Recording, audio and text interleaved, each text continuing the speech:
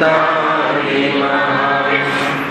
હરિમંગલ કર્યો ગ્રંથ કરણ ગોપાલ ખ્યાતે નિલે સમાજ સંગ પાવે નિજ ભગવાન મિત્યાંબાવય ભાવથી જે પ્રગટે નિજ ભાવ તે જયવંત રહો સદા એ જ મોક્ષ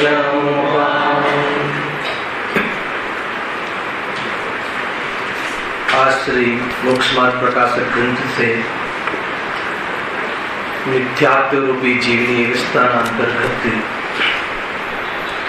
दर्शन मुनिए कर्मना उदयમાં જીવની પર્યાયમાં કેવી જાતિની પ્રવૃત્તિ થાય છે એની ચર્ચા આપણે ઘણા સમયથી કરી રહ્યા છીએ. આજે જે સમયસારની ગાથા ચાલી ફરી ફરી સાંભળવા જેવી ગાથા છે. બહુ સુંદર વાત કહી કે જે ક્ષણિક ઉપાદાનને સ્વતંત્ર નથી માનતો એ જીવને ત્રિકાળી ઉપાદાનની દ્રષ્ટિ થવી અસંભવ છે.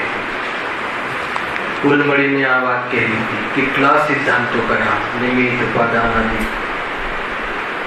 ત્યાં રાગાદિ જે પરિણામ છે અશુદ્ધ નિશ્ચયથી જીવ સ્વતંત્ર રીતે સ્વયં કરે છે. સમયસાર કહે છે. સમયસારમાં આ વાત કહી કે અશુદ્ધ નિશ્ચયથી રાગાદિનો કરતા આત્મા છે.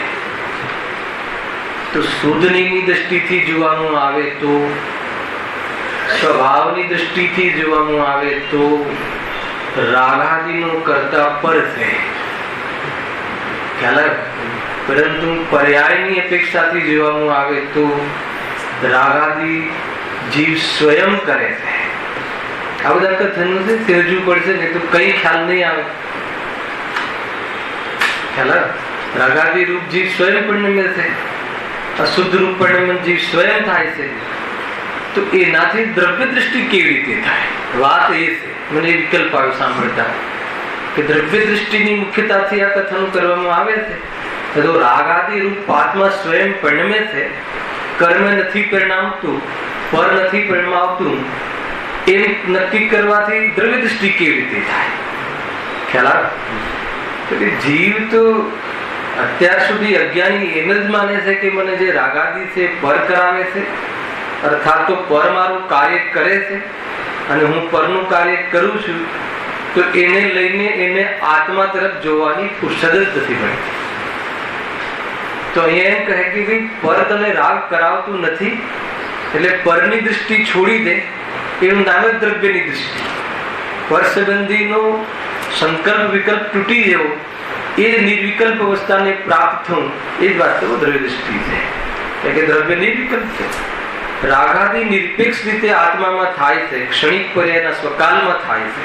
પર તો કરાવતું નથી પણ ક્ષણિક ઉપાદાનમાં એનો સ્વકાલમાં થાય છે એમ નક્કી કરતા પરિણમે છે એમાં શું પરિણામ આવવું અને જે નથી પરિણમતો એને કોણ પરિણામ આવે એમ છેલ્લે ગુરુદેવે કહ્યું. એમ નક્કી કરતા અપરિણામીની દૃષ્ટિ થાય છે. ઘણી બધી વાતો કહી. ત્યાં અસ્તિત્વ ગુણનું જે પરિણમન શુદ્ધ બતાવ્યું. ભવી કે અભવી દરેક જીવને અસ્તિત્વ ગુણનું પરિણમન શુદ્ધ જ થાય. ખ્યાલ આવે? અસ્તિત્વ ગુણનું અશુદ્ધ પરિણમનનું કલ્પના કરો કે એનાથી વિપરીત પરિણમન થવું કાં તો અલ્પ પરિણમન થવું એનું નામ જ અશુદ્ધ પરિણમન. ખ્યાલ આવે? કોઈ બી ગુણનું અલ્પ પરિણમન થવું અર્થાત તો વિપરીત પરિણમન થવું એનું નામ અશુદ્ધ પરિણમન. તો અસ્તિત્વ ગુણનું વિપરીત પરિણમન શું હોઈ શકે? કલ્પના કરો. અસ્તિત્વ ગુણનું વિપરીત પરિણમન એ હોઈ શકે અસ્તિત્વ ન રહેવું. તો કે એવું તો ક્યારે બનતું નથી એટલે વિપરીત પરિણમન થતું નથી. એનું અલ્પ પરિણમન શું હોઈ શકે? કે ક્યારેક હોય અને ક્યારેક ના હોય. તો જીવ ક્યારેક હોય અને ક્યારેક ના હોય. એવું તો બને કે ઇન્ડિયામાં ના હોય, અમેરિકામાં હોય, એવું તો બને કે મનુષ્ય ગતિમાં ના હોય, દેવ ગતિમાં હોય, પણ ના હોય ક્યારે એવું ન બને. એટલે ન તો અસ્તિત્વ ગુણનું અલ્પ પરિણમન છે કે ન તો અસ્તિત્વ ગુણનું વિપરીત પરિણમન છે. કોને? જીવ માત્ર ને શું ક્ષય દ્રવ્ય માત્ર. ખ્યાલ આવે કે નહીં? એ અપેક્ષા ઘણી બધી વાતો કહી. ત્યાં થોડી હિન્ટ એટલા માટે આપી કે સમયસાર જેવો ગ્રંથ ચાલે છે ત્યાં પણ એની મુખ્યતાથી કથન કરવામાં આવ્યું કે રાગાદિનો કરતા આત્મા સ્વયં અશુદ્ધ ઉપાદાનથી કરે છે. એ બતાવીને શું બતાવવું છે કે તું કર્મની દૃષ્ટિ છો, પરની દૃષ્ટિ છો. અનાદિથી જીવની પર દૃષ્ટિ છે, હે ને? મને ક્રોધાદિ પર શત્રુ કરાવે છે, મને રાગાદિ મિત્ર કરાવે છે, તો કે તારી ભૂલ છે. એ ક્ષણિક ઉપાદાનમાં સ્વયંની નિજ શક્તિની સામે ન જોવાના કારણે ક્ષણિક ઉપાદાનમાં આવી જાતની પરિસ્થિતિ થાય છે. એ જ વાત તો અહીંયા ચાલે છે. જો દર્શન મોહની કર્મના આધાર પર આપણે જે ચર્ચા ચાલતી હતી કે અગ્રહિત મિથ્યાત્વ અને અગ્રહિત મિથ્યાત્વની ચર્ચા આપણે કરી રહ્યા છીએ. કયા વાક્યના આધાર ઉપર? ક્યાં હતા? બીજા પેરેગ્રાફ પર. વળી મનુષ્ય આદિ પર્યાયમાં કોઈ વેળા દેવાદિ અને તત્વોનું જે અન્યથા સ્વરૂપ કલ્પિત કર્યું તેની તો પ્રતીતિ કરે છે, પણ જેવું યથાર્થ સ્વરૂપ છે તેવું પ્રતીતિ કરતું નથી. દેવાદિનું અન્યથા સ્વરૂપ માને છે મનુષ્ય આદિ પર્યાયમાં. એ કથનમાંથી આપણે ગ્રહિત અને અગ્રહિત મિથ્યાત્વની ચર્ચા ખોલી છે. અગ્રહિત મિથ્યાત્વની ચર્ચામાં એ આવે કે જે અનાદિનું અતત્વ સિદ્ધાંત છે, અનાદિનું જે આત્મા સંબંધી ભ્રાંતિ છે, અનાદિથી જે દેહ સંબંધી ભ્રાંતિ છે, અનાદિથી જે સુખ સંબંધી ભ્રાંતિ છે, અનાદિથી જે સુખના કારણો સંબંધી ભ્રાંતિ છે, હે ને? સુખના કારણ પર માને છે, સુખના કારણ કસાયની મનતા માને છે, સુખના કારણ બહારના ભોગ આદિની ક્રિયાઓ માને છે. એ બધી ભ્રાંતિ છે, અનાદિથી છે. કોઈ શીખવાડ્યું નથી, એને કોઈના શીખવાડવાથી નથી કઈ આવ્યું, અનાદિથી છે. તો એવું જે અનાદિની ભ્રાંતિ ચાલે છે, અનાદિની અપેક્ષા એને અગ્રહિત કહી. અને જે વર્તમાનમાં થોડી બુદ્ધિ વધી છે એને મનુષ્ય આદિ પર્યાયમાં જે સંગની પંચેન્દ્રિય જીવનમાં, અને એ નવું પૃષ્ઠ કરે છે અથવા એને પૃષ્ઠ કરે છે ઉદયવાદીના માધ્યમથી, એની જે પુષ્ટિ કરે છે એ અપેક્ષા એને ગ્રહિત મિથ્યાત્વ કહ્યું. તો શું એમાં મૂળ વિઝન શું હતું કે જ્યાં સુધી ગ્રહિત મિથ્યાત્વનો કાર્યક્રમ ચાલુ રહેશે ત્યાં સુધી સુખી થવાનો પ્રારંભ નહીં થાય, સુખી થવાના પ્રારંભનો અવસર નહીં આવે ત્યાં સુધી લઈ લો. ફરીથી મૂળ વિઝન આ બતાવું. જ્યાં સુધી મિથ્યાત્વને પુષ્ટિ કરવાનું કામ ચાલુ હશે, પરદ્રવ્યનું હું કરી શકું છું, મારું પરદ્રવ્ય કરી શકે છે, દેહાદિમાંથી સુખ મળે છે, દેહ અને અમે બંને એક છીએ, પરનું કરી શકું છું, પરને હું ભોગવી શકું છું, એના ભોગવવામાં સુખ મળે છે, એ બધા મારા છે, હું એનો છું, હે ને? એ જે અનાદિથી આજે એની માન્યતા ચાલે છે એ માન્યતાને વર્તમાનમાં દ્રઢ કરવાનું ચાલુ છે ઉદયવાદીના માધ્યમથી, અન્યોન્ય પ્રસંગોના માધ્યમથી, બહારની પરિસ્થિતિઓના માધ્યમથી, બહારમાં એને ચમત્કાર લાગે છે જે લોકો બતાવે છે એને, અને એના માધ્યમથી. તો એ વસ્તુની પુષ્ટિ કરે છે. શું પુષ્ટિ કરે છે? કે હું અને દેહ બે એક છે, આત્મા અને દેહ બે એક છે. એ જ તો આત્મા છે, બીજી કયો આત્મા હોય શકે? એવી જે પુષ્ટિ કરવાનું ચાલુ રાખે છે એને શું નુકસાન થાય છે? સમ્યક દર્શન થતું નથી શાસ્ત્રીય ભાષામાં, અને સાચું દર્શન થતું નથી, સાચી સમજણ થતી નથી. એ જીવ ક્યારે સુખી થઈ શકતો નથી. દેહ અને આત્મા બે ભિન્ન છે, સ્વતંત્ર એન્ટિટી છે, સ્વતંત્ર એની પહેચાન છે, સ્વતંત્ર એની અનેક પ્રકારની વિશેષતાઓ છે. જેમ એને એ ખ્યાલમાં નથી આવતો ત્યાં સુધી એ પરદ્રવ્યનું લક્ષ્ય કરીને દુઃખી થાય છે. એટલા માટે જે ગ્રહિત મિથ્યાત્વ એટલે શું? અનાદિનું જે પડ્યું છે એને પુષ્ટ કરવાનું ચાલુ રાખે છે ઉદયવાદીના માધ્યમથી. તો એને શું કહેવાય છે? ગ્રહિત મિથ્યાત્વ. એનાથી શું નુકસાન થાય છે? સુખી થવાનો પ્રારંભ થતો નથી. ખ્યાલ આવે કે નહીં? તિરુપતિમાં જઈને વાળ ઉતારાવીએ તો આપણા પર પ્રસન્ન થઈ જાય અને ધન મળે. એવા અનેક જીવો છે કે બધું કર્યા પછી પણ આજે પણ ભિખારી છે. ત્યારે શું લોજિક છે? લાલ પથ્થર પહેરીએ, લીલો પથ્થર પહેરીએ, બધા પથ્થર પહેરે ને અલગ અલગ, તો એનાથી શું થાય છે કે એનાથી સીધું પડે છે. ખ્યાલ આવે? શું સીધું પડે છે? ખ્યાલ આવે છે કે? તો આ બધી ગ્રહિત મિથ્યાત્વ. અરે તારે સુખી થવું છે તો એક પરમાણુ માત્રની પણ અપેક્ષા નહીં રાખ, એના સિવાય સુખ ક્યાં મળે? તો આટલો નિર્ણય કરવાનો હતો, તું ઉપરથી આ પથ્થર પહેરું તો આમ થાય ને આ પથ્થર પહેરું તો આમ થાય, એ હજુ તારે ચાલુ છે. અંદરમાં પણ તારી એવી માન્યતા અંતરંગ હે, માયાચારી કરે છે. બહારમાં તો અજંતાદિક ને પૂજે છે અને અંતરંગમાં એમ લાગે છે કે આ કરું તો મને લાભ થાય. તો કે ગ્રહિત મિથ્યાત્વ ચાલુ છે. તો એનાથી શું થશે જીતુભાઈ? એનાથી સુખી થવાનો અવસર નહીં આવે અને ગ્રહિત મિથ્યાત્વ નીકળી જશે. એનો અર્થ કે એ જે બહારની ખોટી માન્યતાઓ જે છે એની પૃષ્ઠ કરવા વાળા કુદેવાદીના એની પૂજા અને એનું સન્માન અને એ તરફની ભક્તિ અને એનો મહિમા એ મટી જશે. અને સાચા દેવશાસ્ત્ર ગુરુ એને વિતરાગતા જ ધર્મ છે. ખરેખર તો વાસ્તવમાં કોઈનું કઈ છે જ નહીં, એ વસ્તુનું સ્વરૂપ છે. એ સમજાવવાળા દેવશાસ્ત્ર ગુરુનો મહિમા અને વિતરાગ વાતનો મહિમા જેને આવશે એને આત્મકલ્યાણનો ચાન્સ છે. શું છે? ચાન્સ છે, ગેરંટી નહીં. અહીંયા સુધી કાલે આવ્યા હતા. અને અગ્રહિત મિથ્યાત્વ જે અનાદિનું અતત્વ સિદ્ધાંત છે, તત્વ સંબંધી ભૂલ છે, મૂળ ભૂલ છે, એ ભૂલ નીકળી જાય તો મોક્ષ માર્ગનો પ્રારંભ થાય છે. એને સમ્યક દર્શન કહે છે. અર્થાત તો આત્માના આનંદનો પ્રારંભ થાય, સુખનો પ્રારંભ થાય.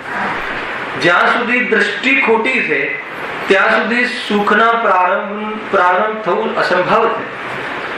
અને ખોટી દ્રષ્ટિને પુષ્ટિ કરવાનું ચાલુ રાખે તો એ તો સુખથી વિમુખ છે. એને તો સુખની નજીક આવવાનો ચાન્સ એ સમય નથી. આટલા વિઝન આપણે કાલે અનેક ચર્ચાઓના માધ્યમથી ગ્રહિત અને અગ્રહિતના જે તફાવત આપણે વિતરાગ વિજ્ઞાન પાઠમાળાના માધ્યમથી આપણે સ્વાધ્યાય કરી રહ્યા હતા વિશેષ અહીંયા સમજવા માટે. એમાં લગભગ 4-5 મુદ્દાઓ થઈ ગયા છે. 5 થઈ ગયા છે. 5મો મુદ્દો વાંચી લેવું છું એટલે તમને અનુસંધાન રહે.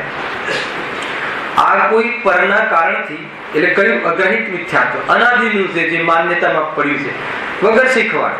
બાળક જન્મે અને સીધો અંગૂઠો મોઢામાં નાખે. એને એમ લાગે છે કે બસ અહીંયાથી સુખ આવે છે, અહીંયાથી મને લાભ થાય. કોઈ શીખવાડતું નથી. દરેક એની સંજ્ઞાઓ લઈને જ આવે છે, બધી પ્રકારની આહાર સંજ્ઞા, મૈથુન સંજ્ઞા, એ બધી લઈને જ આવે છે. એને મતલબ કે માતાની જે હૂંફ મળે છે તો એનાથી શું થયું? સ્પર્શનિંદ્રિય સંબંધી કે આનાથી મને સુખ મળે છે. પછી ઓર ડેવલપ થાય તો ભોગાદીમાં નિવૃત્ત એ જતી રહે છે એ સંજ્ઞા. પણ એ સંજ્ઞાને લઈને જ આવે, અનાદિથી લઈને આવે સંસ્કારો. એ છે કરે કે અગ્રહિત મિથ્યાત્વ છે. અને વર્તમાનમાં વળી નથી એને કોઈની પુષ્ટિ કરાવે ને પૃષ્ઠ કરે તો એ બધું ચાલુ રાખે છે કાર્યક્રમ. દુઃખી થવાનો કાર્યક્રમ ને સુખી થવાનો કાર્યક્રમ, 2 કાર્યક્રમમાંથી એક કાર્યક્રમ તો જીવને ચાલુ છે. આપણે કયો કાર્યક્રમ ચાલુ છે? ખ્યાલ આવે કે નહીં? કઈ રીતે સમજવું કે બહારમાંથી સુખ મળે છે એવી માન્યતા હજુ જીવંત હોય અને એ માન્યતા બરાબર લાગતી હોય અને એના અનુસાર કાર્ય ચાલુ હોય પૂરી તીવ્રતાથી, તો સમજવું કે દુઃખી થવાનો કાર્યક્રમ ચાલુ છે.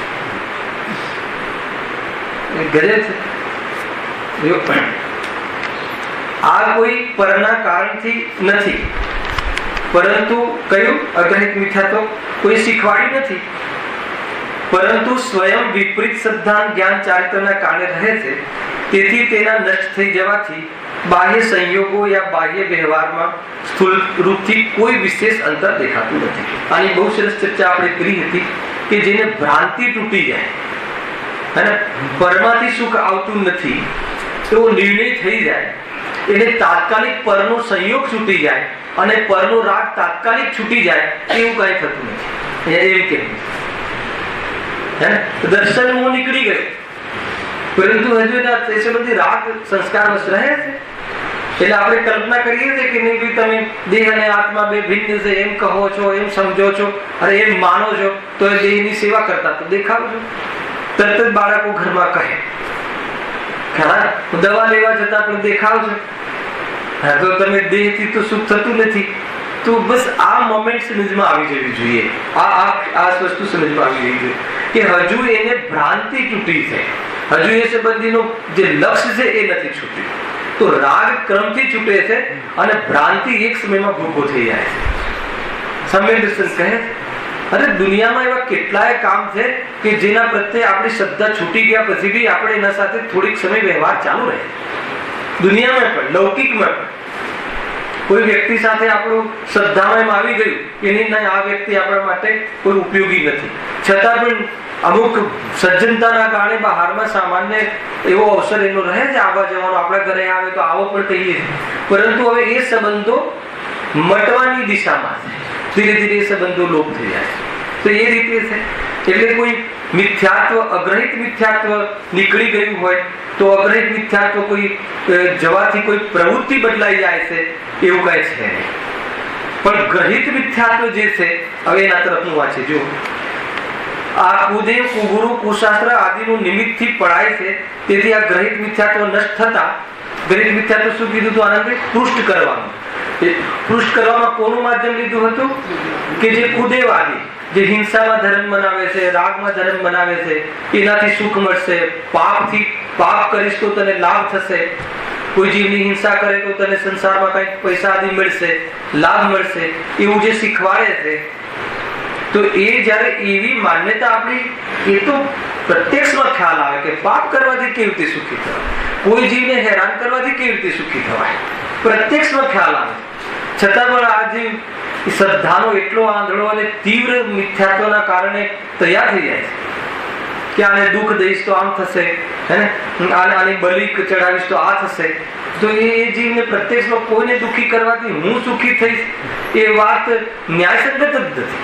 છતાં એને તીવ્ર મોહમાં એ વાત સમજવા નથી આવતી. એને બસ મારે સુખી થવું છે કોઈ પણ કિંમત પર. તો એટલે આવી જાતિના અનર્ગલ પ્રવૃત્તિ કરે છે. પણ જેને આ ભ્રાંતિ છૂટી ગઈ હોય કે નહીં કોઈ પરના કારણે સુખી દુઃખી થવાતું નથી, એવી ભ્રાંતિ છૂટી ગઈ હોય, એ એવા ઉપદેશ આપવા વાળા માધ્યમો એને ત્યાં એની ચોકટ ઉપર એ જીવ જોવા મળતું નથી. તો એટલો ફેરફાર જોવા મળે છે, એની એ પ્રવૃત્તિ જોવા મળતી નથી. કોઈ કહે કે અમે એની પૂજા ચાલુ રાખીએ, એની મહિમા ચાલુ રાખીએ, તો એ સંભવ નથી. અને મિથ્યાત્વ, ગ્રહિત મિથ્યાત્વ જતું રહ્યું હોય તો કે સંભવ નથી. જો આ કુદેવ, કુગુરુ, કુશાસ્ત્ર આદિનું નિમિત્તથી પડાય છે. તેથી આ ગ્રહિત મિથ્યાત્વ નષ્ટ થતા અથવા એવી ભ્રાંતિ મટી જતા કુદેવાદીની ભક્તિ, પૂજા આદિ રૂપ બાહ્ય આચરણ તથા સંયોગો નષ્ટ થઈ જાય છે. અર્થાત એવી જાતિના સંબંધો રહેતા નથી. પછી શાના માટે એવા સંબંધ રહે કે જ્યાં પછી એવી ચોકટ ઉપર શું કામ જાય? પછી તિરુપતિમાં કે શિરડીમાં કે જ્યાં પણ એવી જગ્યાએ ક્યાં ક્યાં જોવા મળે? ન જોવા મળે. તો આ ગ્રહિત મિથ્યાત્વના ત્યાગની ખબર બાહ્ય વ્યવહારથી પણ થઈ શકે છે. એની પહેચાન કે આ જીવને ગ્રહિત મિથ્યાત્વ નથી, એની પહેચાન એ બાહ્ય જે કુદેવાદી સંબંધી જે આચરણ હતો એ આચરણના ત્યાગથી. એ આચરણ કેમ કરતો હતો? ભ્રાંતિના કારણે. પણ અગ્રહિત મિથ્યાત્વ કોઈ જતું રહે, મૂળ મિથ્યાત્વ જતું રહે, તો એમાં કોઈ બાહ્યમાં આચરણ બદલાઈ જાય એમ નથી.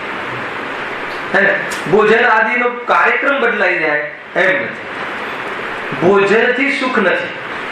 આત્મા અનાજથી નથી ટકતો. અનાજના કારણે આત્માની સત્તા છે એમ નથી. અને એવી એને શ્રદ્ધા થઈ જાય છતાં પણ એ સંબંધી ખાવા પીવાનો રાગ અમુક સમય સુધી રહે છે.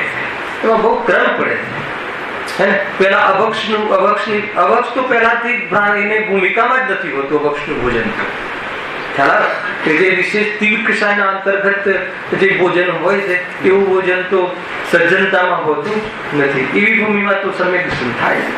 તીવ્ર કષાય હોય, તીવ્ર મોહ હોય અને આત્માની દ્રષ્ટિ થાય એવું સમ હોતું નથી. અહીંયા સુધી ચર્ચા આપણે થઈ ગઈ હતી. છઠ્ઠો પોઈન્ટ, અગ્રહિત મિથ્યાત્વ સ્થૂલ અપેક્ષાએ બધા અજ્ઞાની જીવોને પ્રાય એક સમાન હોય છે. ખ્યાલ? હવે એમાં શું ભેદ હોય? માન લો કે પરદ્રવ્યથી સુખ મળે છે એવી માન્યતામાં શું ભેદ હોય? અતત્વ શ્રદ્ધાંત જે છે એ એક પ્રકારથી બધાની જે ભ્રાંતિ છે અજ્ઞાની જીવોની એક સમાન છે. ચાહે દેવ ગતિનો મોટો દેવ હોય અથવા મોટો ઇન્દ્ર હોય કે પછી અહીંયા એક ઇન્દ્રિય જીવ હોય કે મનુષ્ય ગતિનો તુચ્છ જીવ હોય, પણ બધાની જે ભ્રાંતિ છે અતત્વ સંબંધી અતત્વ સિદ્ધાંત એ સમાન હોય છે. એમાં શું ભૂલ હોઈ શકે? પરદ્રવ્યમાંથી સુખ મળે છે હે ને, એ તો બધાનું સમાન હોય છે. મિથ્યાત્વ જે એક પ્રકારનો જે દોષ છે એ બધા અગ્રહિત જે અનાદિનો છે એ સમાન હોય છે. પણ જે ગ્રહિત મિથ્યાત્વમાં શું અંતર છે સમજો. જુઓ, આ મિથ્યાત્વ એનો વિષય ભલે અલગ હોય, મતલબ કે રાગથી લાભ થાય છે એ બધાથી સમાન માને. પછી દીકરાનો રાગ હોય કે પછી દેવશાસ્ત્ર ગુરુનો રાગ હોય, કસાયથી લાભ થાય છે. બહારની ક્રિયામાં કાંઈ ફરક પડતો નથી. માની લો કે એવો કોઈ જીવ લઈ લો કે મહાવ્રતી હોય, 11 અંગ અને 9 પૂર્વનો જ્ઞાનનો પાઠી હોય, એવો જીવ લઈ લો જેનું મતલબ કે બહારમાં જીવન પવિત્ર હોય, એનું અગ્રહિત મિથ્યાત્વ અને દુકાને બેસવા વાળો અજ્ઞાની જીવ એનું અગ્રહિત મિથ્યાત્વ, અનાદિનું મિથ્યાત્વ બંને સમાન છે. ખ્યાલ શું કહેવા માંગુ? ક્રિયાઓમાં તો આસમાન જમીનનો ફરક છે, પરંતુ દોષ સમાન છે.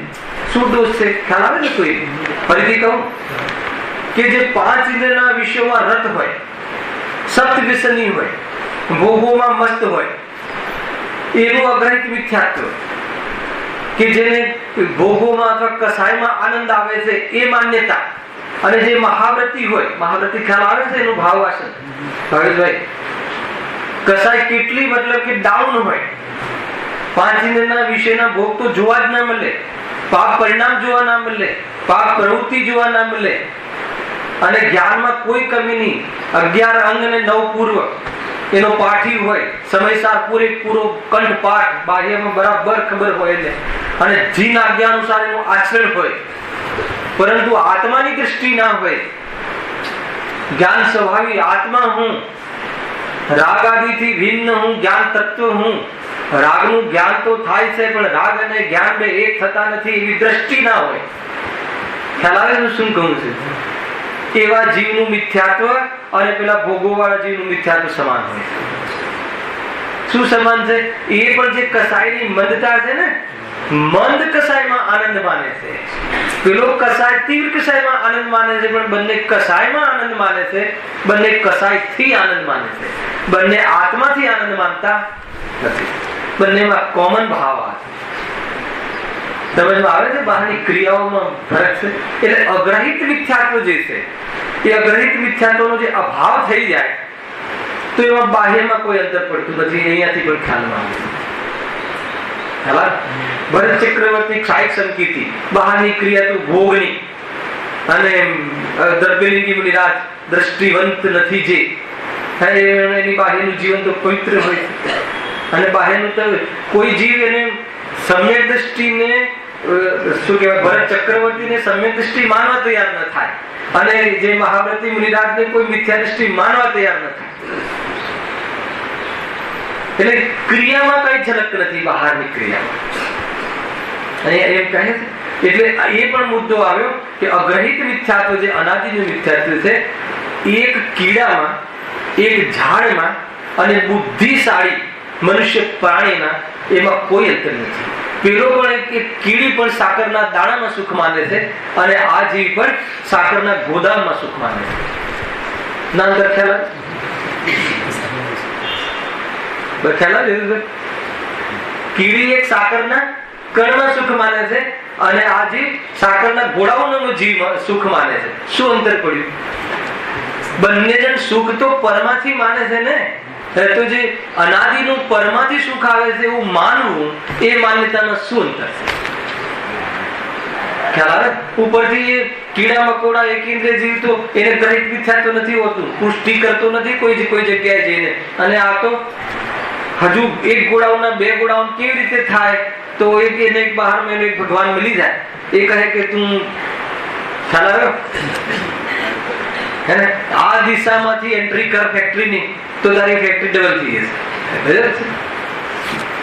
બારણું બદલી નાખ, આ કરી નાખ, તે કરી નાખ. એ કરવાથી સુખી થવાય કે દ્રષ્ટિ ફેરવવાથી સુખી થવાય? જીવની બુદ્ધિ બગડી ગઈ છે. વધી ગઈ છે કે બગડી ગઈ છે? ખ્યાલ?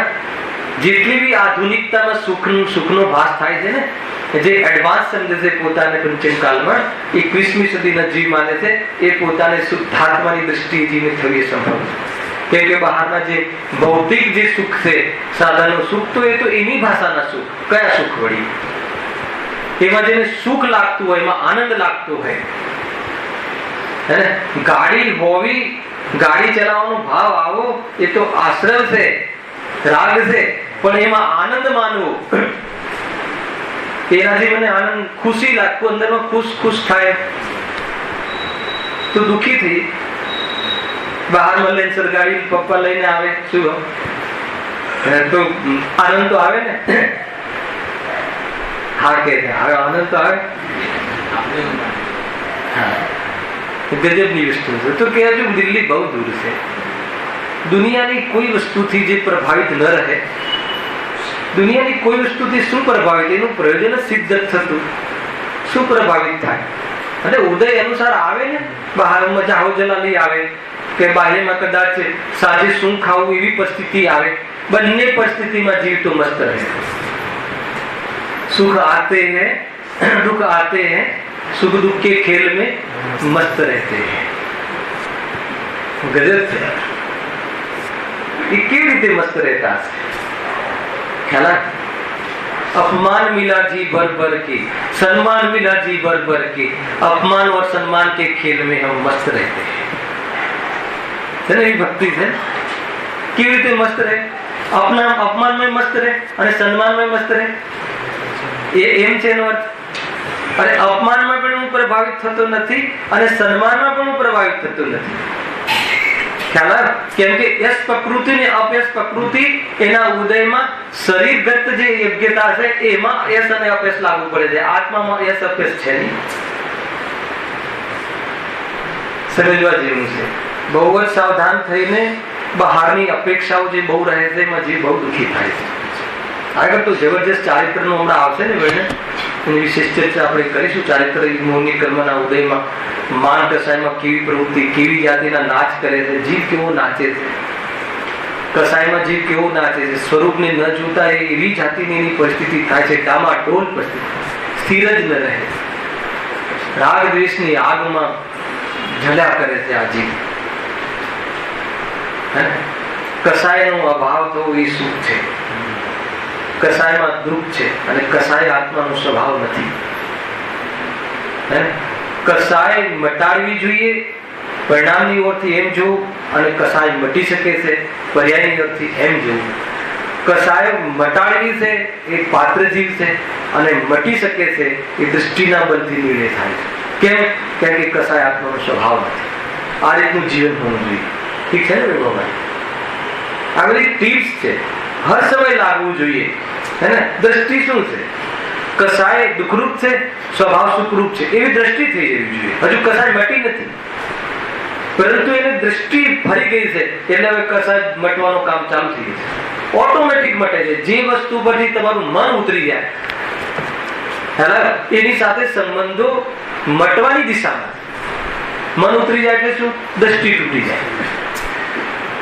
અને જ્યાં મન લાગી જાય એની સન્મુખ થવાનો પુરુષાર્થ થયા વગર રહે. મન લાગી જાય એટલે દ્રષ્ટિ થઈ જાય. આ રીતે વેદ જ્ઞાન અને વિતરાગતાની પુષ્ટિ થવી જોઈએ. તત્વ જ્ઞાનનું ફળ ત્યારે આવે. હંમેશા આત્મા પરથી જુદો દેખાવો જોઈએ અને હંમેશા કસાયમાં દુઃખ ભાષિત થવું જોઈએ. બસ આ રીતની પરિણતિ જેની પાત્રતા બની જાય છે એનો પુરુષાર્થ અંદરમાં ચાલુ છે. અને વિશેષ પુરુષાર્થ કરી લે તો જીવ સુખી થઈ જાય. કોણ દુઃખી કરે? ખ્યાલ? આને કોઈ દુઃખી કરે થાંભલા? કેમ? કેમ કે નામ કસાય નથી. ખ્યાલ? તો એમ સિદ્ધ ભગવાનને કોઈ દુઃખી કરે? કેમ? કેમ કે એમને કસાય નથી રહી. સમજમાં આવે ને શું કહું છું? બહુ જબરજસ્ત કન્સેપ્ટ છે આ બધા. જો પછી ગ્રહિત મિથ્યાત્વ. અગ્રહિત થઈ ગયું ને. અગ્રહિત મિથ્યાત્વ સ્થૂલ અપેક્ષાએ બધા અજ્ઞાની જીવોને પ્રાય એક સમાન હોય છે. એક સમાન હોય છે. એમાં કોઈ ફરક પડતો નથી. દુઃખ પણ એક પ્રકારના હોય છે. દુઃખમાં શું અંતર હોય? એ એક કરોડપતિને ભૂખ લાગે અને એને જે દુઃખ થાય, અને ભિખારીને ભૂખ લાગે એને દુઃખ થાય, એમાં શું અંતર હતા? અલગ અલગ અંતર હશે. એક કરોડપતિને અનાજ ખાઈને જે તૃપ્તિ થાય અને એક ભિખારીને સુખી રોટલી ખાઈને જે તૃપ્તિ થાય, એમાં શું અંતર હશે? બતાવો. એક નારકીના જીવને અતિન્દ્રિય સુખની કણિકા જાગે અને સિદ્ધ ભગવાન જે અતિન્દ્રિય આનંદનું વિધન કરી રહ્યા છે, એમાં શું અંતર છે? બતાવો. સમજમાં આવે છે? દુઃખ અનેક પ્રકારના નથી હોતા. દુઃખ તો એક જ પ્રકારનું હોય. આકુરતા લક્ષણ એ દુઃખ છે. દુઃખના કારણ રાગ દ્વેષ છે, એમાં કોઈ ફરક નથી. બહારમાં અવલંબન ભલે અલગ અલગ હોય, પણ રાગ દ્વેષ દુઃખના કારણ છે અને આકુરતા દુઃખનું લક્ષણ છે. એ છે. કોઈને સુંદર પત્નીનો રાગ હોય અને કોઈને અસુંદર પત્નીનો રાગ હોય, તો બંનેને રાગનું દુઃખ છે કે નહીં? રાગ તો રાગ જ છે, રાગનું દુઃખ છે, રાગ દ્વેષનું દુઃખ છે. એ તે આ મિથ્યાત્વ એટલે ગ્રહિત મિથ્યાત્વ વિવિધ રૂપોમાં દેખાઈ દેશે. ગ્રહિત મિથ્યાત્વ વિવિધ રૂપમાં કેમ દેખાઈ દેશે? કેમ કે એ પરના આવલંબનથી પડાય છે, પર કરાવે છે એમ નહીં. અને અલગ અલગ પ્રકારના અનેક પ્રકારના દેવ, 33,000 કેટલા છે? કેટલા? 33 કરોડ દેવ છે. કોઈ ઝાડને પૂજે, કોઈ ગાયને પૂજે, કોઈનો ભગવાન ગાય છે, કોઈનો ભગવાન વડ છે. વડની 2 પ્રદક્ષિણા ફરીને આવે તો શું થાય? હમણાં કઈ વટ ચોથ કે શું ગયું? વટ સાવિત્રી, બધાને ખબર છે.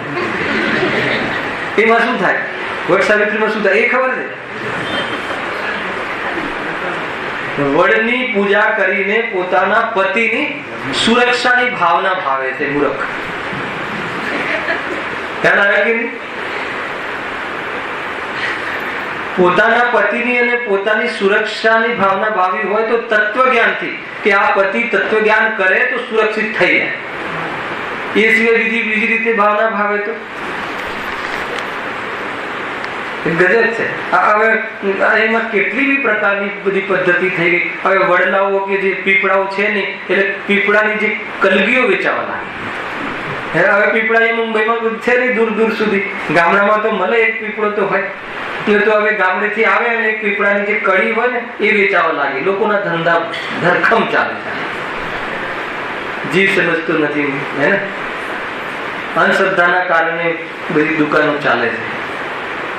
એ સ્વરૂપ છે. એટલે અહીંયા એ કહ્યું ને કે આ મિથ્યાત્વ એટલે ગ્રહિત મિથ્યાત્વ વિવિધ રૂપોમાં દેખાય છે, હે ને? કોઈ કાળીનો ભક્ત હોય તો કોઈ અંબેનો ભક્ત હોય તો કોઈ આનો ભક્ત હોય. બહુ દોષ લાગે. એ જીવો પણ વાસ્તવમાં દેવગતિના વેતર દેવો છે.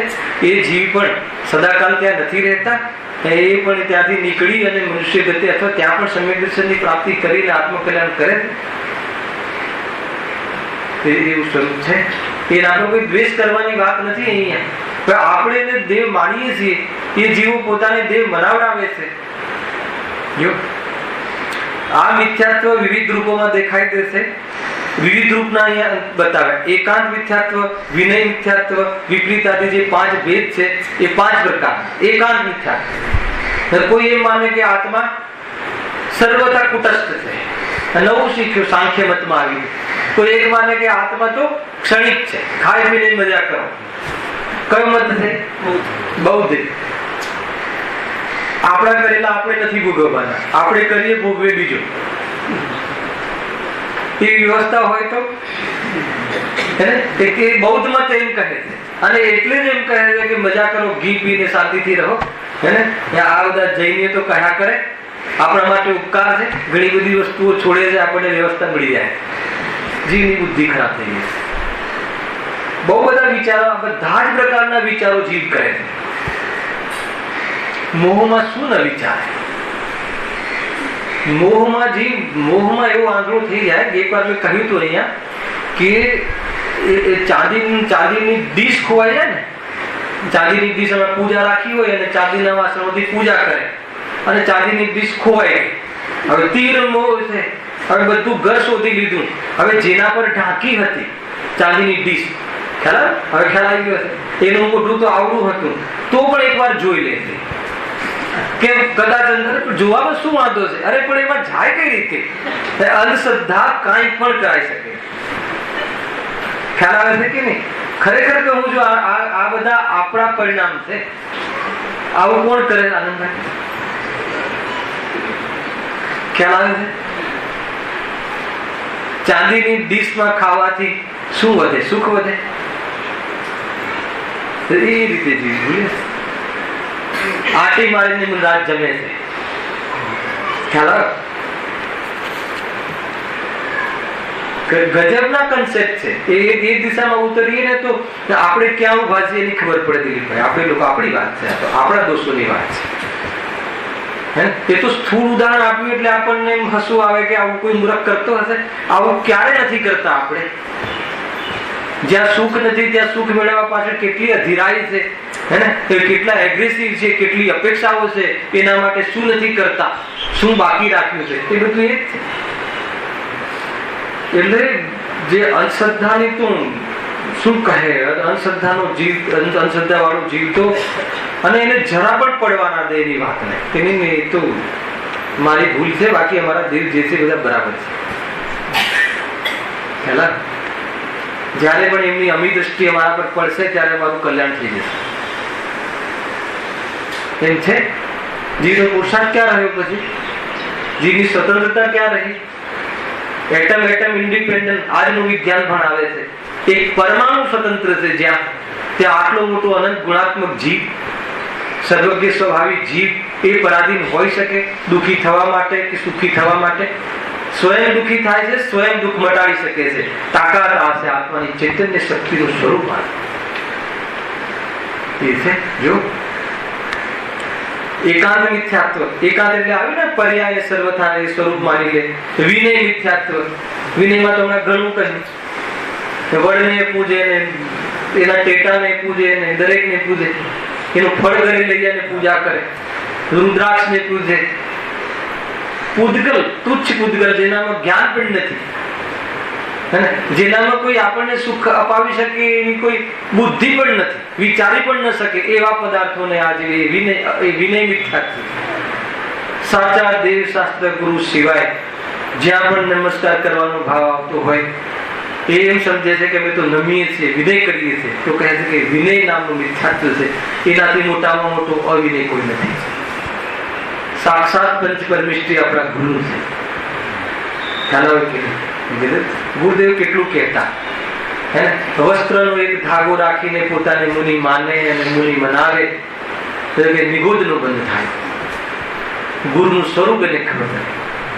વસ્ત્રનો એક ટુકડો સમજમાં આવે છે. કોઈ વાત એને રાખે એમ નહીં, રાખે એ તો ખ્યાલમાં આવે, પણ શરીર વરસાદમાં પલળ્યું હોય કોઈ મૃદાનું અને એને એમ થાય કે કોઈ નેપકિન લઈને લૂછી નાખું, રાખવાનું નહીં, લૂછીને આપી દઉં પાછું, એવો ભાવ આવે તો પણ એ મુનિ નથી. જગતની વસ્તુ કલ્પના ના કરી શકે. આ જેવા ટાઈપની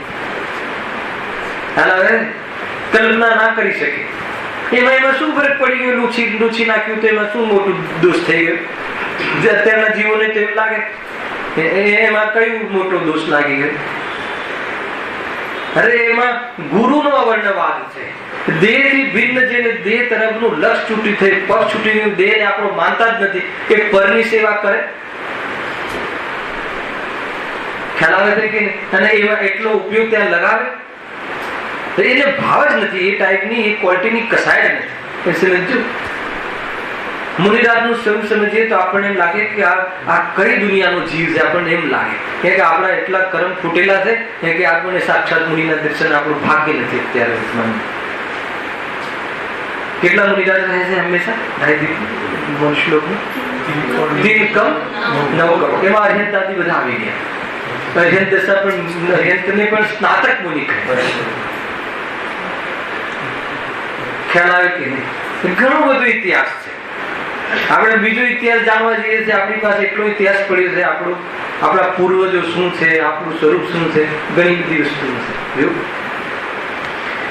સ્થૂળ વાતો હોવા છતાં બહુ મહત્વપૂર્ણ વાતો છે. એમ છે એકાંત મિથ્યાત્વ, વિનય મિથ્યાત્વ, વિપરીત મિથ્યાત્વ, વિપરીતતા આદિ હમણાં કહીએ ગણિત આદિ 5 વેદ, ક્રિયાવાદી આદિ 363 વેદ કોને ચલાયા? ભગવાન મહાવીર 363 પદ ચલાયા. મારીચી, ભગવાન મહાવીર નો જીવ જયારે મારીચી હતો, સમજમાં આવે છે? આદિનાથ નો પૌત્ર, ભરત નો પુત્ર, ખ્યાલ આવે છે? મારીચી મુનિ અવસ્થા ગ્રહણ કરીને સમુષણમાં ગયા હતા. ક્રમબદ્ધ પર્યાય ન પછી ક્રમબદ્ધ પર્યાય નો વિશ્વાસ ન આવ્યો. સમુષણમાં અગ્રહિત મિથ્યા દ્રષ્ટિ તો પહોંચે છે પણ ગ્રહિત મિથ્યા દ્રષ્ટિ નથી પહોંચતો. એનો અર્થ એ થઈ ગયો ગ્રહિત તો હતા નહીં. ગણધર નો જીવ પણ, ગૌતમ ગણધર ગ્રહિત મિથ્યા દ્રષ્ટિ હતા વેદના. જેવું સમુષણ નો ગેટ આવ્યો ગ્રહિત મિથ્યાત્વ છૂટી ગયું. સમુષણ જોયું તો મિથ્યાત્વ, અગ્રહિત મિથ્યાત્વ છૂટી ગયું. એનો માનસ વાણી સાંભળ્યા પહેલા તો મુનિ થઈ ગયા. સમજમાં આવે ને? ભગવાનની વાણી ખરે જેમ કે ગણધર બન્યા પછી વાણી ખરી. સમજો તો ગણધર બન્યાનો ખ્યાલ આવે છે? ભાવલિંગી સંત પંચ પરમિષ્ટિમાં આચાર્યોના આચાર્યો નમોનો એ શબ્દ સાંભળો હે ને, એ છે એ આચાર્યોના આચાર્ય, સર્વ સાધુના આચાર્ય થઈ ગયું. એના પછી વાણી તો ખરી ભગવાનની. એ તો એ કઈ સમય દર્શન થયું એમ પૂર્વની વાણી નિમિત્ત નહીં, વર્તમાન ભગવાનની વાણી નહીં. શું સ્વરૂપ છે, શું લોજિક છે, સુખ શું છે, સમજવા જેવું છે ભાઈ. જો 363 વેદ વાત ત્યાંથી નીકળી. તો એ પ્રકારની દુકાનો એ જીવે પહેલા ચલાવી. ભગવાને કહ્યું, કોઈ પૂછ્યું કે અહીંયા કોઈ તીર્થંકર છે ભરતભૂમિના, કે આ જે છે 24મા તીર્થંકરનો જીવ છે, તમે પહેલા ને 24મા ના વાત બેઠી. પુરુષાર્થ કરીને હું તમારી સાથે થઈ શકું છું. બહાર આવી ગયા, સમુષણની બહાર આવી ગયા. ખ્યાલમાં આવે છે? મારે એ નથી બતાવવું, મારે બતાવવું છે કે એવા જીવ પણ ભગવાન મહાવીર બની શકે છે. મારે તો એ બતાવવું છે કયા પરિણામને જોઈને કોઈના પર દ્વેષ કરવો. આમાંથી એ શીખજો. એવો જીવ પણ આ હદ થઈ ગઈ દોષની, અને નિગોદમાં બંધ કર્યા, નિગોદમાં જઈ આવ્યા, એકેન્દ્રીમાં જઈ આવ્યા, અનેક ભાવ કરીને વળી બધી સિંહની પર્યાયમાં કામ કરીને ભગવાન 10મા ભગવાન મહાવીર બની નિર્વાણને પ્રાપ્ત થયા. પંચમ કાળમાં જે અંતિમ જે જૈન શાસક થઈ. ખ્યાલમાં આવે છે કે નહીં? એ વસ્તુને પકડી લો તમે. શું બતાવવું હતું શુભમ? કે આટલો ખોટો ભાવ કરે એ જીવ પણ બદલાઈ શકે છે. એ સમજવાનું છે. એમાંથી કોઈના દોષને નહીં જોવો, કારણ કે દોષ પલટાય નહીં, ક્યારે ભગવાન બની જશે. આપણે એની નિંદા કરતા રહેશું, એ ભગવાન બની જશે. અરે આપણી પાસે સમય ક્યાં છે કોઈની નિંદા કરીએ? આપણી પાસે એટલો ઉપયોગ ક્યાં છે? ઘણું સમજાવ્યું હતું મતિ જ્ઞાન શુદ્ધ જ્ઞાનમાં, લિમિટેડ ઉપયોગ, લિમિટેશન ઉપયોગ, અને એ પણ અનપ્રોડક્ટિવ વાતમાં એમાં વિતાવી દીધું. જો એ લખ્યું છે સાંખ્ય બૌદ્ધાદી વિવિધ મત ઇત્યાદિ અનેક રૂપોમાં પ્રગટ દેખાય છે. એ રીતે એ મુદ્દામાં એમ થયું અનેક પ્રકારથી ગ્રહિત મિથ્યાત્વ આપણને બહારમાં ખ્યાલમાં આવે. હા, આના સ્વરૂપને સમજવાનો તથા નષ્ટ કરવાનો ઉપાય મુખ્ય રૂપથી દ્રવ્યાનુયોગ અને કર્ણાનુયોગની શૈલી દ્વારા સમજાવવામાં આવે છે. કયા મિથ્યાત્વની વાત છે? મૂળ મિથ્યાત્વ, મૂળ ભૂલ, અગ્રહિત મિથ્યાત્વ, અનાદિનું મિથ્યાત્વ, ભ્રાંતિ, આત્મભ્રાંતિ. એ મિથ્યાત્વને નષ્ટ કરવામાં કયા અનુયોગની મુખ્યતાથી વાત છે? દ્રવ્યાનુયોગ અને કર્ણાનુયોગ. એ લખ્યું. કેમ કે દ્રવ્યાનુયોગમાં 6 દ્રવ્ય 7 તત્વ સંબંધી ચર્ચા, મુખ્યતાથી એની ચર્ચા, એમાં ગુણસ્થાનની પણ ચર્ચા છે, એમાં કર્મ આવે તો કર્મની પણ ચર્ચા આવી, પણ મુખ્યતાથી શુદ્ધાત્માની ચર્ચા છે, અને જે 7 તત્વ સંબંધી ભૂલ છે એની ચર્ચા છે. તો એની મુખ્ય મૂળ ભૂલ તો એ જ છે. 7 તત્વ સંબંધી ભૂલ છે, તત્વ સંબંધી ભૂલ છે, વસ્તુ સંબંધી ભૂલ છે, કે દેહ શું છે, આત્મા શું છે એ સંબંધી ભૂલ છે, સુખનું કારણ શું છે, દુઃખનું કારણ શું છે એ સંબંધી ભૂલ છે. તો એ બધી ભૂલ જે છે એ મટાડવા માટે એની જે વિચારધારા છે એ દ્રવ્યાનુયોગમાંથી નીકળે છે. એટલે દ્રવ્યાનુયોગની મુખ્યતા છે. અને કર્ણાનુયોગ કેમ કહ્યું? કલ્યાણ યોગમાં પણ લોકનું સ્વરૂપ કેવું છે, ત્રિલોક 3 લોકનું સ્વરૂપ કેવું છે, એક એક કર્મનું શું ફળ મળે છે, કારણ કાર્ય વ્યવસ્થા શું છે, એ જે નિમિત્ત નૈમિત્તિક પણ કારણ કાર્ય વ્યવસ્થા શું છે, બધી કારણ કાર્ય વ્યવસ્થા એ સર્વજ્ઞનો વિષય છે. ત્યાં સર્વજ્ઞતાની સિદ્ધિ થાય છે કલ્યાણ યોગના માધ્યમથી. અને એના માધ્યમથી પણ આપણી ભ્રાંતિ છૂટે છે કે પરદ્રવ્ય મારું કરાવે છે, વાત ખોટી છે. મેં સ્વયં ખોટા ભાવ કર્યા, કર્મનો બંધ થયો, ઉદયમાં આવ્યા અને એમાં એ ઉદયમાં આવી અને સ્વયં હું જોડાયો એટલે દુઃખી થયો. આ બધું કર્મના જે નાટક છે, કર્મનું જે કેલ્ક્યુલેશન છે એ કલ્યાણ યોગની છે. તો એનાથી જે આપણી ભ્રાંતિ છે એ છૂટે. એક વસ્તુ એના સ્વકાલમાં આ શરીરના આ સમયે આ કાળમાં આ આત્મા આવવું, આટલા સમય રહેવો અને આટલા સમયમાં પણ કેવી રીતે રહેવું એ બધું કર્મ થિયરી બતાવે. ખ્યાલ આવે? તો પછી આપણા હાથમાં શું રહ્યું? આપણા હાથમાં સુખી થવાનું બાકી રહ્યું. બધું એક કર્મના નિમિત્તમાં બધી વ્યવસ્થા ફિક્સ છે. તો બધી વ્યવસ્થા ફિક્સ છે એટલે તું બહારમાં વ્યવસ્થાને પલટાવવાનો ભાવ છોડી દે તો સુખી થઈ જશે.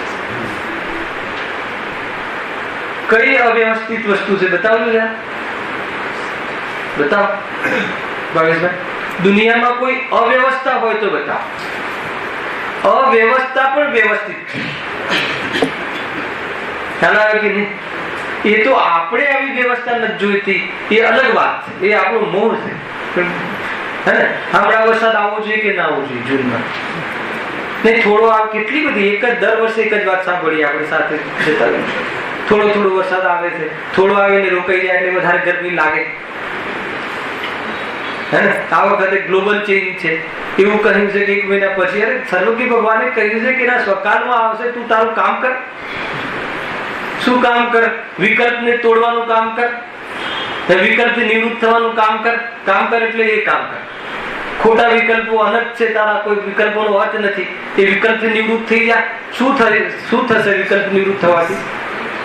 સુખી થઈ જવાશે. આ વિકલ્પથી તો દુઃખી છે, કેટલો બેચેન છે વિકલ્પ. કહ્યું ને કસાયની આગમાં જલે છે જીવ.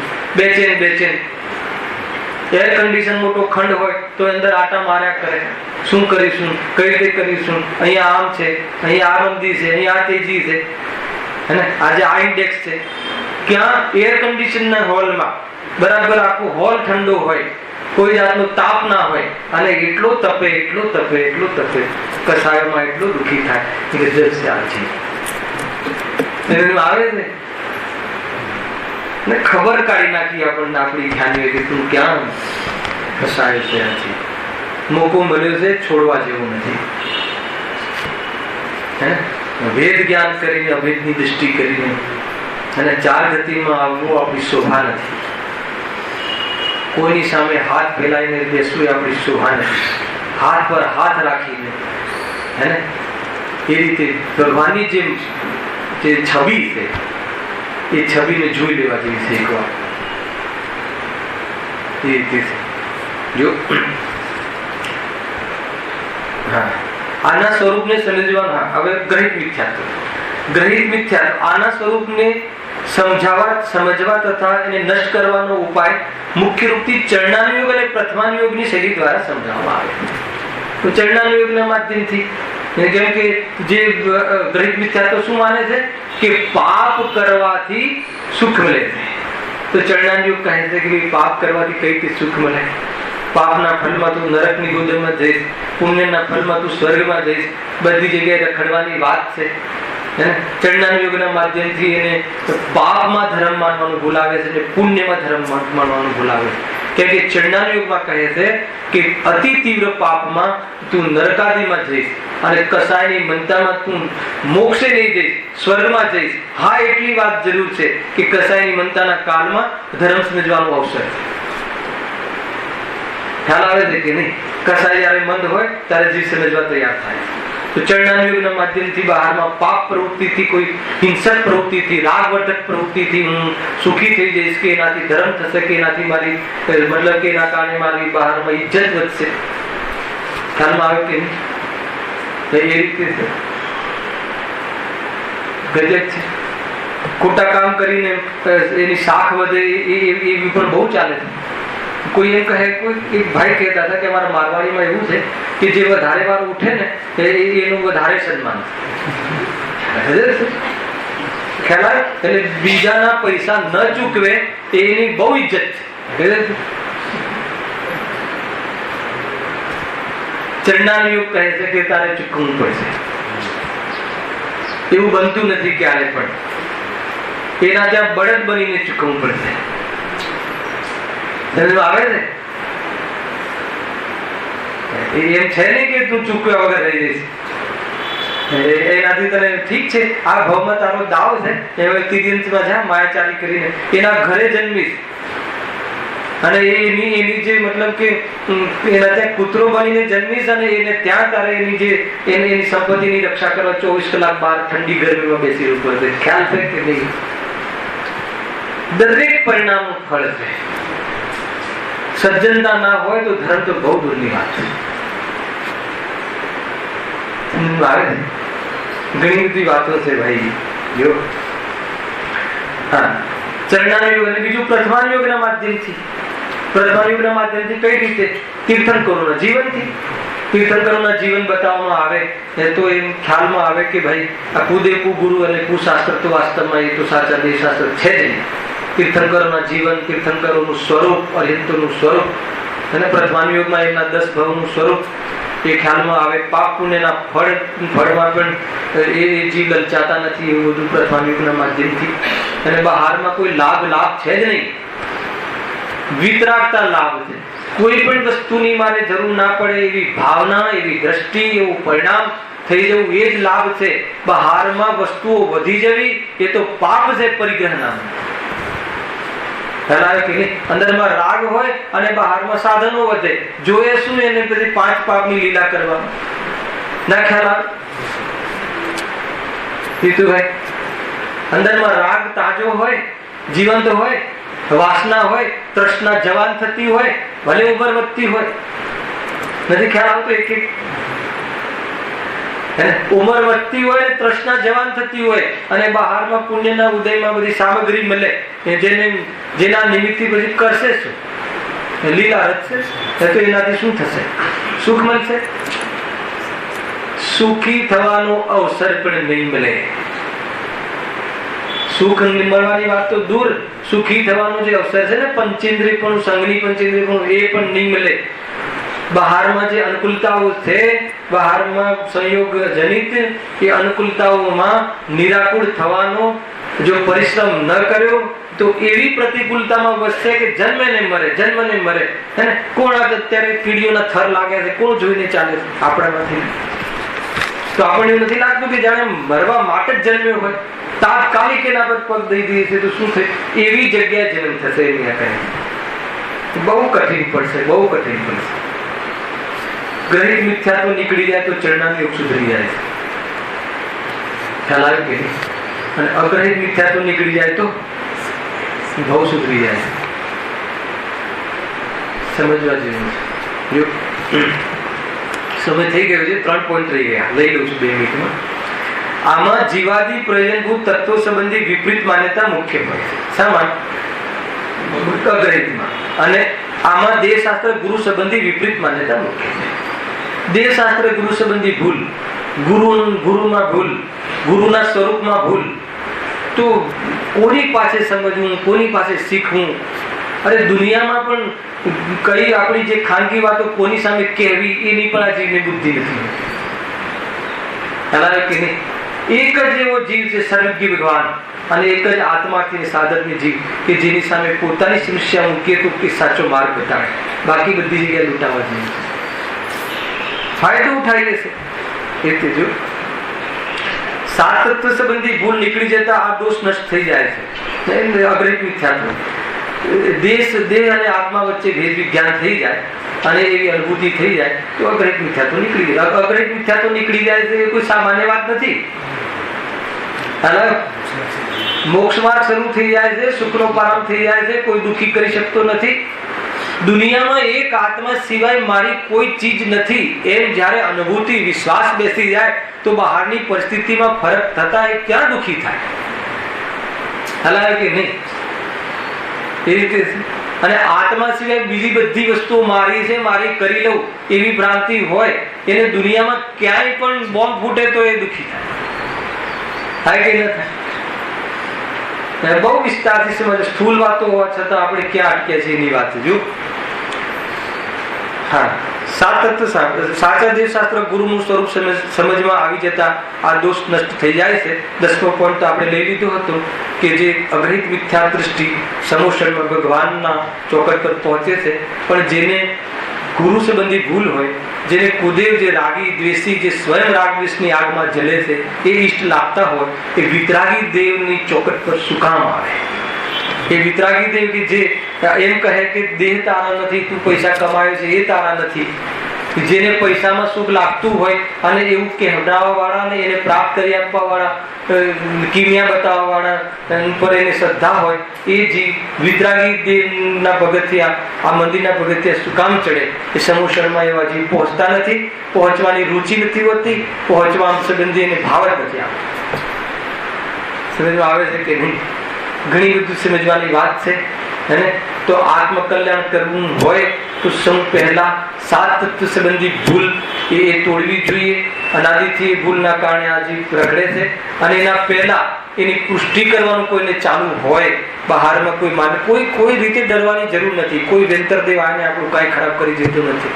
એને ખુશ કરવા માટે કોઈ પણ આપણી અત્યારે વર્તમાન પ્રગતિ બગાડવા જેવી નથી. કોઈ કશું બગાડી શકતું નથી. કોનું? આત્માનું. હું આત્મા છું, હું ગાયક છું અને હું પરમાત્મા છું એ નક્કી કર. જેને આખું જીવન જેને સમજાવીએ, ગુરુના આપણે શિષ્ય છીએ, તો બહારમાં શરીરમાં થોડું આગળ પાછળ થઈ જાય અને ડરી જઈએ તો એ ગુરુના શિષ્ય કેવી રીતે કહેવાય? સમજવા જેવી વાત છે. સહેજાનંદી શુદ્ધ સ્વરૂપી